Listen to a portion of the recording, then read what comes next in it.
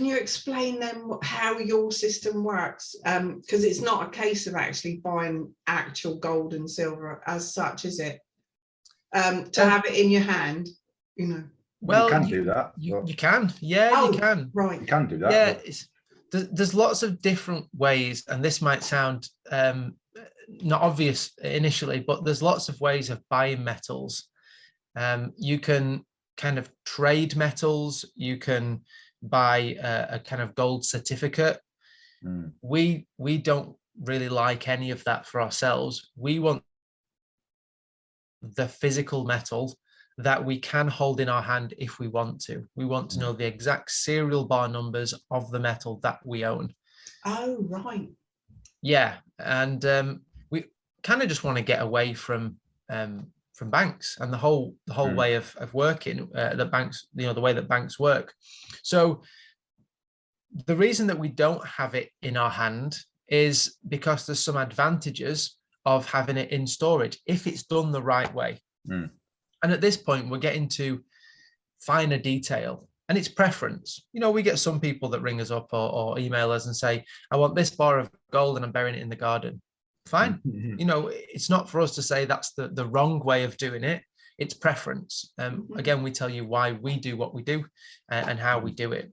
So we buy metals. We have them stored in high secure vaulted storage. We've actually been inside one of the vaults in Germany, in Frankfurt. And we've held the gold in our hand. We've touched it, tasted it, seen it. And I'll tell you now, those vaults are far safer than the double lock on your door. No question. The metals are audited, insured, and it's a very professional setup. So that's why we do it that way. Again, because the metals are in storage, then we get a guaranteed buyback as well, because there's a history, there's a track record. The metals don't need to be tested to see, are they really gold, or is it lead with gold plating on it or whatever. Right, yeah. So I think about this whole process, it's about priorities. Some people's priorities are, I want it in my hand regardless. Other people want the safest option or the most convenient option. And with those priorities, it can take you down different avenues. I mean, just one thing that we didn't know at the very beginning, if you buy silver and you have it in your hand, then you pay VAT, which in the UK is 20%. It's just a tax. In Europe, it can be as high as 25%. And the metal is no shinier when you pay the VAT. Okay. You're just putting more money in the government's pocket for you to have that metal. If you buy silver and store it in the right way, I guess in our opinion, you don't have to pay that VAT. So automatically, just by knowing a few little things, you can save yourself, 20%? And that's legally, Jackie, legally. Yeah, legally. This is they're not like tax Nothing loopholes dodgy. or anything. It's just storing it in the right place. We won't even go into tax things, but yes. Yeah. No. Let's not get there. Oh yeah, I know exactly why you've said that. So it makes absolute sense. Yeah. So once you've done your investigations into it, or looked into it, what was the best route for you? So this is Gold Busters is the one that you're really.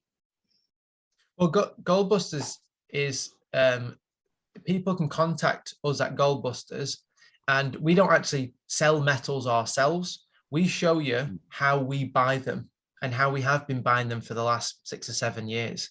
We're customers first and foremost, and we always say that.